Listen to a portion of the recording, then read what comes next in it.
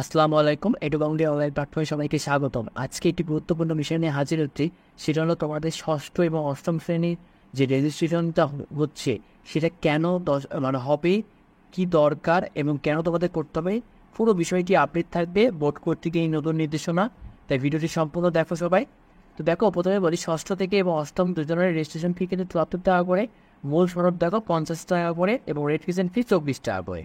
তো বয়স সীমা দেখো, ষষ্ঠ শ্রেণী ৯ থেকে ১৫ এবং অষ্টম শ্রেণী ১১ থেকে ১৭। বিশেষ চাহিদাপূর্ণ বা প্রতিবন্ধী শিক্ষার্থীদের ক্ষেত্রেও কিন্তু সর্বোচ্চ ২০ বছর, ষষ্ঠ শ্রেণীর ক্ষেত্রে এবং অষ্টম শ্রেণীর ক্ষেত্রে সর্বোচ্চ ২২ বছর। রেজিস্ট্রেশন শুরু ১০ সেপ্টেম্বর থেকে এবং রেজিস্ট্রেশন শেষ কিন্তু ৯ অক্টোবরে। দেখো, তোমাদের নির্ধারিত এই ৯ অক্টোবরের মধ্যে যদি তোমরা রেজিস্ট্রেশন না করো, তবে কিন্তু তোমাদের একটা জরিমানা দিয়ে পুনরায় রেজিস্ট্রেশন করতে হবে। আচ্ছা, কীভাবে করতে হবে একটু দেখে নিই আমরা। দেখো, তোমাদের শিক্ষার্থীরা তোমাদের বাবা মায় অর্থাৎ তোমাদের বাবা মা আছে, তাদের এসএসসি যদি থাকে, মানে সনদ থাকে, তবে সেই অনুপাতে কিন্তু তোমার এই যে রেজিস্ট্রেশনের যে ফর্মটা স্কুল থেকে দেবে, সেটা কিন্তু সেই অনুপাতে তোমাদের নামটা দিতে হবে। তারপর যদি তোমার দেখো শিক্ষার্থী বাবা মা সনদ এসএসসি সনদ না থাকে, অথবা তোমার বাবা মা যদি এসএসসি সনদ না থাকে, অথবা জন্ম নিবন্ধন সনদ থাকে, অথবা তাদের এনআইডি কার্ড হয়তো আছে, সেই এনআইডি কার্ড অনুসারে বা জাতীয় পরিচয়পত্র অনুসারে কিন্তু তোমার বাবা মায়ের নাম দিতে হবে। যদি এখানে কোনো ভুল করে থাকো, তাহলে কিন্তু তোমার সার্টিফিকেটের সংশোধন করতে বোর্ডে অনেক টাকা লাগে পরবর্তীতে।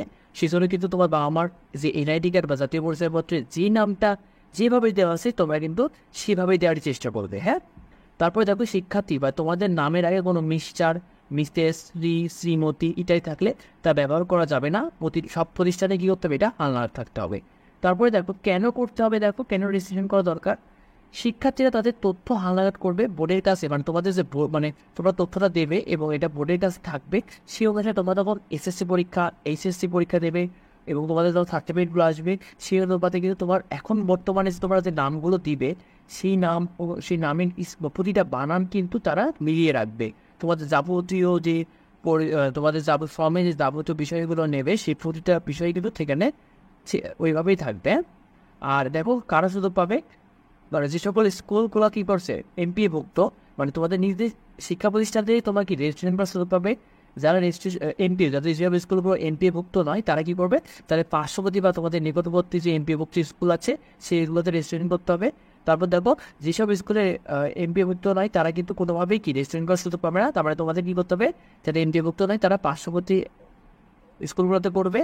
এবং কোনো শিক্ষার্থী যদি রেজিস্ট্রেশন থেকে বাদ পড়ে, তবে তার দায়ভার কে নেবে, তোমাদের এই বোর্ড থেকে কিন্তু এই যে এটার কথাই বলেছে।